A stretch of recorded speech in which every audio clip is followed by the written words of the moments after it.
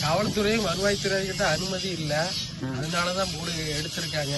இது ஆபத்து இருக்குன்னு அவங்க தரப்புல சொல்றாங்க. இந்த இடம் வந்து இந்த தியேட்டர் லிமிட்டுக்கு உட்பட்டது சொந்த இடம். அதாவது இந்த தியேட்டர் லட்சுமி தியேட்டரோட சொந்த இடம்.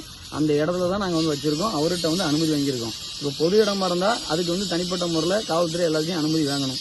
இது வந்து எதுவும் கிடையாது. ஆனால் அங்கே தகவல் கொடுத்துருக்கோம். இங்கே வேணுக்குன்னு அந்த இதில் நம்ம அந்த இதை வந்து வைக்கக்கூடாது, ஜனநாயகன் போர்டு இங்கே இருக்கக்கூடாது, தளபதி பற்றி ஏன்னா இன்னைக்கு இயக்கமாக இருந்தது கட்சியாக மாறினதுனால இதை வந்து டார்கெட் பண்ணி அங்கே வந்து எதிர்ப்புகளை வைக்கிறாங்க. படம் இந்த அந்த படம்லாம் இருக்குங்க. அதை இன்னைக்கு காலம் நடந்தது அப்படியே பாருங்கள். சின்ன பசங்க அவ்வளோ ஹைட்டில் வந்து ஏறிக்காங்க. சம்மந்தப்பட்ட துறையை சார்ந்தவங்க ஏறாமல் மாற்றிருப்பாங்க. இதில் பாருங்க நேராக இறங்கி அவங்களோட நோக்கம் தளபதியோட வளர்ச்சி வந்து இன்னைக்கு மக்கள்கிட்ட வந்து 10 மடங்கு இல்லை 1000 மடங்கு வருது. என்னதான் இங்கே தடுத்தாலும் ஜனநாயகனை வந்து தடுக்க முடியாது. இப்போ ஜனநாயகனா வருதா இன்னைக்கு தமிழக வச்சுக்களும் ஸ்ட்ராங்கான இருக்கு. 2026 கட்டாயம் தளபதி அவர்கள் தான் முதலமைச்சர் ஆக போகிறது. இதில் வந்து மாற்று கருத்து இல்லை.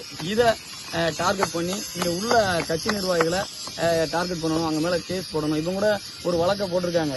நாங்கள் வந்து இதில் சம்மந்தம் இல்லாத ஒரு வழக்கை பதிவு பண்ணுறாங்க. எவ்வளோ முடியுமோ அந்த அளவுக்கு வந்து இங்கே உள்ள நிர்வாகிகளை வந்து மிரட்டல் இது எல்லாம் பண்ணுறாங்க. அதுமாதிரி சம்மந்தப்பட்ட துறை சார்ந்து இந்த தியேட்டருக்குமே அழுத்தம் கொடுத்துருக்காங்க. எல்லாருமே இந்த அதிகார வருத்தத்தில் ஆளுங்கட்சியோட இது இந்த யார் இந்த சார் சொன்ன மாதிரி எல்லாருமே முடிஞ்ச அளவுக்கு மிரட்டி அங்களை வந்து அடி பண்ணி வைக்கிறாங்க. ஆனால் எந்த முறை இல்லாத எந்த விஷயத்தையும் செய்யலை. எதுக்காக எல்லாருக்கும் எவிடன்ஸ் வச்சுருக்கோம், எல்லாமே முறைப்படி கொடுத்துருக்கோம். அப்படி இருந்தும் வழக்கு பதிவு பண்ணியிருக்காங்க. சின்ன பசங்களை வச்சுலாம் இங்கே வந்து